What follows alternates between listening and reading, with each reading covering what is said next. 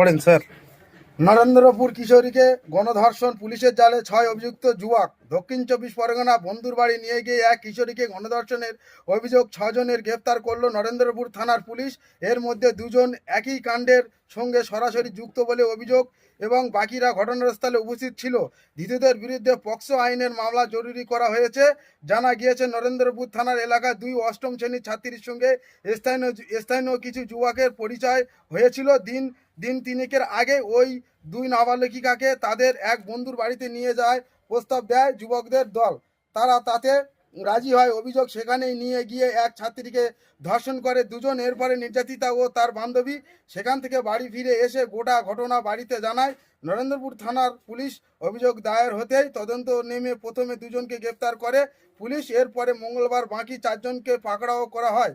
যে বন্ধুর বাড়িতে এসে এই ঘটনার স্থলে তিনিও রয়েছে। পুলিশ সূত্রে জানা গিয়েছে, ধৃতদের আনুমানিক বয়স 18 থেকে 20 বছরের মধ্যে। অভিযুক্তদের গড়িয়া, পাটুলিয়া সহ বিভিন্ন জায়গায় থেকে পাকড়াও করা হয়েছে।